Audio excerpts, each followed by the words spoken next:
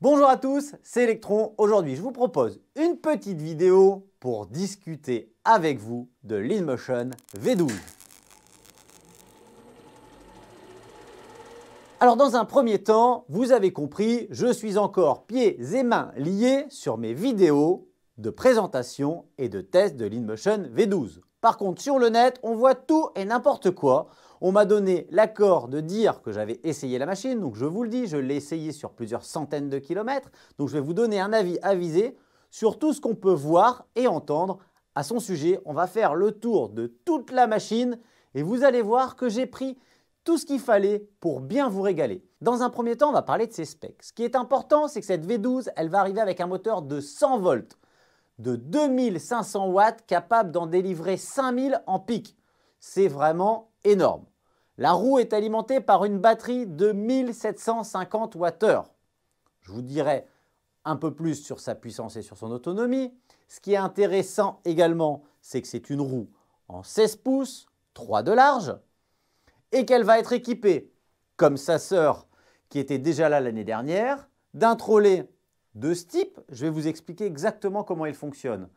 Elle est aussi équipée d'une béquille et elle est surtout IPX5. Donc je vais revenir sur tout ça, sur tout ce qu'on a vu. Je vais utiliser les vidéos et les photos qui sont déjà sur le net, qui ont été balancées un petit peu à la hâte par ceux qui n'arrivent pas à garder le secret.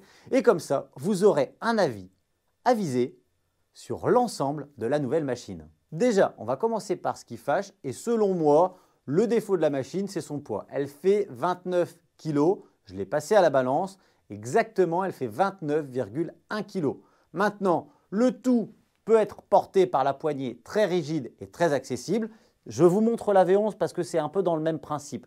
Vous allez voir, je vais vous afficher également la photo. On a une machine plus droite, plus carrée, avec une poignée complètement intégrée dans la machine et surtout un trolley qui va ressembler à ça avec une courbure un peu moins importante et un trolley un tout petit peu plus long qui vient finir à l'arrière de la machine. Donc vous le voyez sur les photos, c'est un peu le même principe. On a gardé cet ADN qu'on avait trouvé sur l'InMotion V11 qui va être répercuté sur l'InMotion V12. Sur le modèle qu'on va tester, il y a un truc que je suis obligé de relever, c'est le chargeur qu'on m'a fourni avec cette dernière qui était vraiment pas très puissant. Il me semble de mémoire que c'était 1,2 ampères-heure. Ça voulait dire une charge presque insupportable et aussi un seul port de charge à l'arrière de la machine.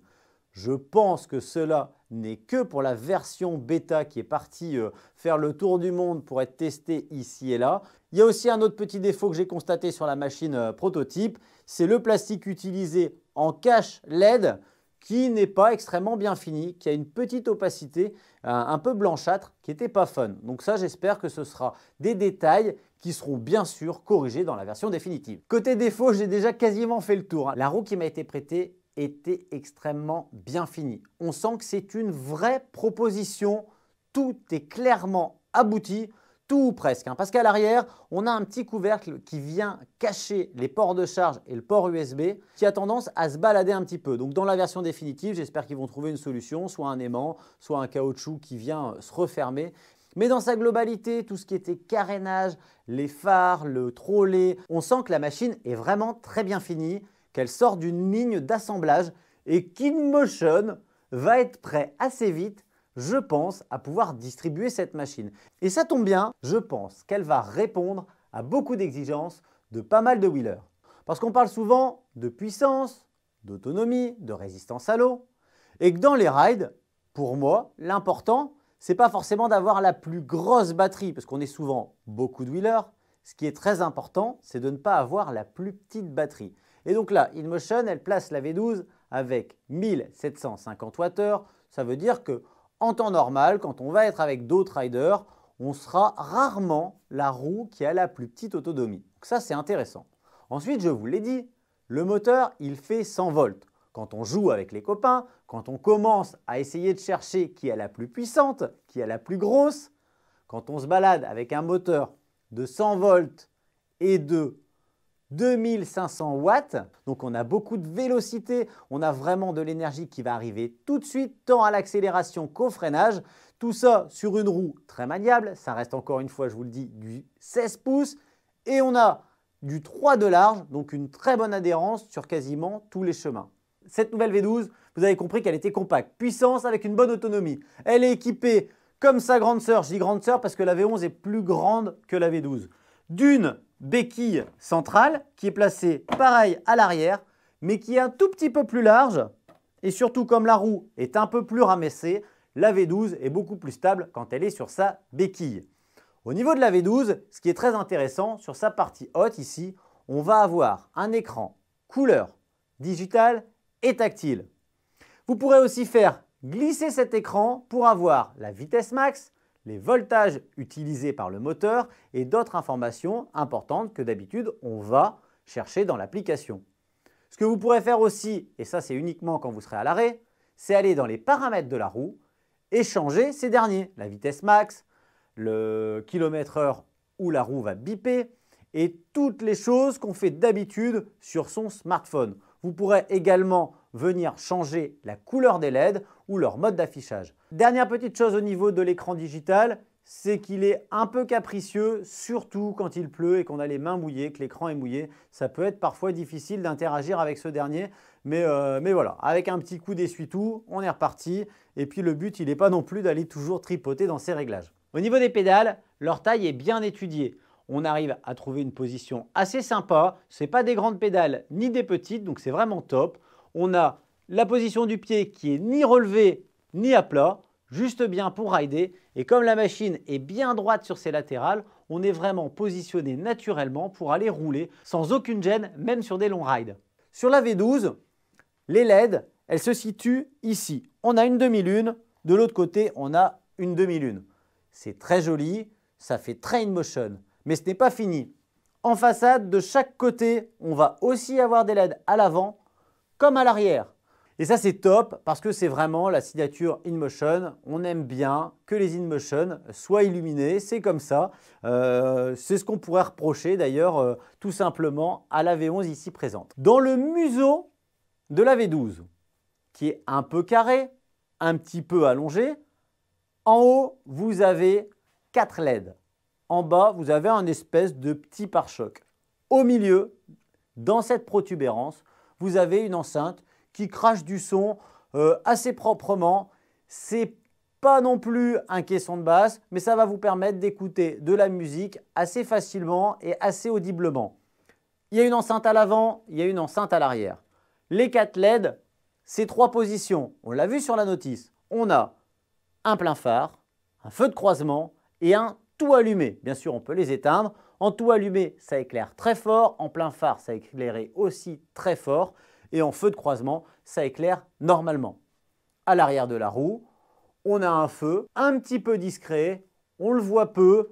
J'espère aussi qu'InMotion, de ce côté-là, va essayer de faire un effort pour éclairer un petit peu plus fort à l'arrière, histoire de nous rendre bien visibles quand on circule de nuit. Encore une fois, je vais prendre cette malheureuse petite V11 pour vous expliquer ce qui se passe sur la V12. En haut, sur le capot, on a un bouton extrêmement bien intégré dans la machine. Je vous l'affiche.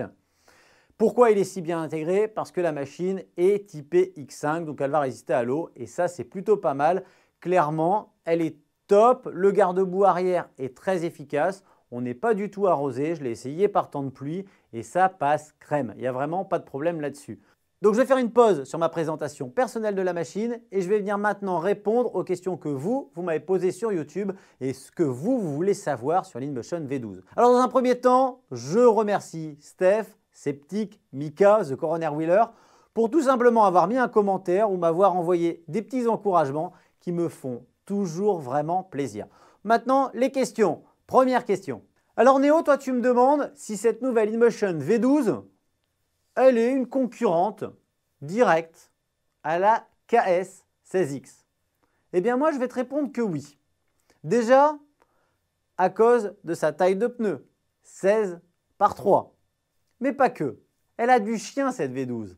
Elle va envoyer du lourd, elle est nerveuse et compacte. Et je vais même te rajouter un truc, c'est qu'elle va plus que chatouiller les MSP. C'est une roue de caractère qui arrive sur le marché et il va falloir que quelques wheelers s'y intéressent de près et ça va vite, je pense, chambouler la concurrence. Alors Nico, toi ce qui t'intéresse, ce serait d'avoir une idée du prix de lancement de cette machine. Eh bien moi clairement, en me basant un petit peu sur le prix de leur batterie, de leur moteur et de leur machine actuellement chez InMotion, je pense que cette V12 va tourner entre 2006 et 2800 €. Je ne pense pas me tromper des masses sur le prix définitif de la machine. Nous verrons, ça va être vite indiqué et du coup, bien, on va suivre ça de très près. Déto, toi, tu voudrais déjà savoir s'il y a un modèle upgrade de la V12. Une chose à la fois, on va déjà attendre de recevoir cette V12, de voir comment elle est envoyée sur le marché. Et puis après, peut-être qu'InMotion prévoit autre chose, mais ce n'est vraiment pas dans les tuyaux. Par contre, ce qu'il y a dans les tuyaux et ce que mes petites oreilles ont entendu, c'est qu'il y a bel et bien d'autres machines qui vont arriver sur le marché, pas forcément chez InMotion. Moi, je sais qu'il y a déjà au moins 2 ou 3 machines qui sont en fin de préparation. Donc, on va se régaler, surtout que mes oreilles, elles ne sont pas partout. Donc, j'imagine qu'il me manque des informations et qu'au pire, il y en a plus. Donc là, c'est le moment où je vous dis de bien activer la cloche après vous être abonné à ma chaîne parce que, bien entendu, on sera au fait de ces nouveautés. Fabrice, toi, ce que tu aimerais savoir, c'est des délais. Tu veux savoir quand, où et comment. Eh bien, moi, je peux te dire mon point de vue personnel uniquement. Je pense que la semaine prochaine, on devrait avoir l'annonce officielle d'InMotion. Derrière, InMotion va ouvrir les robinets et va dire à tous ceux qui avaient des V12 cachés ici et là, je pense être le seul en France, mais il y en a peut-être qui cachent encore bien leur jeu. Mais pour l'unboxing français, vous allez l'avoir sur la chaîne, c'est sûr. En mode test, il y en a quelques-unes qui tournent. On a vu que les images commençaient à être diffusées. Donc ça va être dans la foulée. Et pour ce qui est de la disponibilité de la roue, moi quand je vois la version que j'ai reçue et son degré de finition, j'imagine qu'InMotion devrait annoncer des précommandes pour juin, juillet. Et que finalement, comme ça arrive souvent, ce sera pour des ventes courant fin août, début septembre. Si tout se passe bien, bien entendu. En ce moment, on sait qu'il y a des bateaux qui font des créneaux dans des endroits où ce n'est pas forcément propice et que du coup, il y a beaucoup de livraisons qui vont prendre un peu de retard. Donc l'année dernière, c'était le Covid. Cette année, c'est la livraison. Ce sont les aléas. Mais voilà, moi je te dis, je pense qu'on va parler de V12 et qu'on verra les premiers utilisateurs lambda en septembre. Alors Mehdi, toi ce que tu me relèves, c'est le fait que ce soit du 16 pouces. Alors effectivement, c'est du 16 pouces. Tu ne veux pas comparer ça à de la Sherman et je te comprends tout à fait. Mais ce 16 pouces, il est en 3 de large. Donc ça reste quand même une roue très efficace et qui me fait penser, tu sais, elle est quand même compacte. Et c'est vrai qu'une V12, on se serait dit qu'elle allait être plus grande qu'une V11. Et finalement, ce n'est pas le cas. Cette V12, elle est plus compacte et elle paye pas de mine. Ça me fait un peu penser au slipper. En automobile, un slipper, c'est une voiture qui ressemble à toutes les autres, mais qui a en son sein tout ce qu'il faut là où il faut. Et je pense que la V12, elle se place exactement là. Une petite roue sobre, très hargneuse, capable du meilleur partout, par toutes circonstances. Alors, avec un petit bémol, c'est que le passage de roue, donc le passage de roue ici, je pense ne laissera pas beaucoup de possibilités au montage d'un pneu TT. Mais le pneu qui est utilisé va nous permettre de faire quand même de l'hors-piste, du chemin, de la terre, mais certainement pas d'aller rouler dans la boue. Lorenzo, tu me parles de suspension, je suis désolé, il n'y a pas du tout de suspension sur la V12. On a simplement donc un pneu en 3 de large, ce sont des pneus qui sont souvent très confortables et avec lequel tu pourras jouer sur la pression pour choisir si tu préfères du confort, de l'autonomie, de la vélocité ou plutôt de la stabilité. Julien, tu me parlais des suspensions. Eh bien non, je ne pense pas qu'InMotion arrête les suspensions pour autant. Choisir, c'est renoncer. Donc, il a fallu choisir entre autonomie et puissance. Ça prend de la place. Et du coup, ils ont mis de côté les suspensions sur cette machine.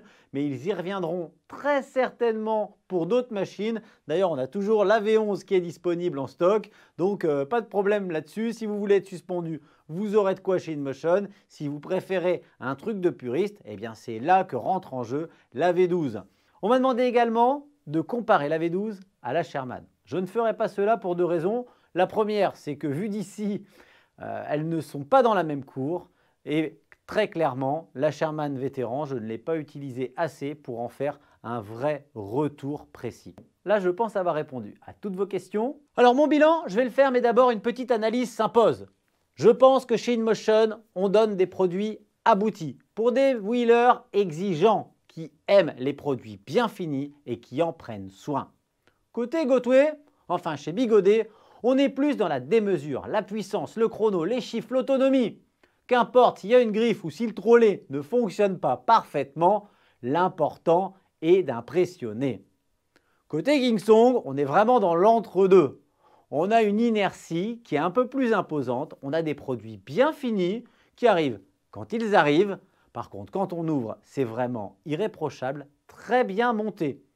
Sur l'extérieur, on a des produits également bien finis, mais il peut arriver, comme par exemple sur la S18, qu'on ait des pads pas tout à fait bien collés. Mais qu'importe, dans la globalité, c'est vraiment pas mal. Et puis on a InMotion qui a dû analyser tout cela, qui arrive avec la V12, qui est finalement une machine qui a piqué un peu d'ADN à la KS16X. Un petit peu le format de la MSP, avec un moteur puissant comme une Nikola 100 volts, une finition irréprochable et un côté ludique, je m'explique, lumière et son à la façon InMotion, histoire d'avoir vraiment un beau bouquet et qui nous met sur le marché cette V12 démoniaque.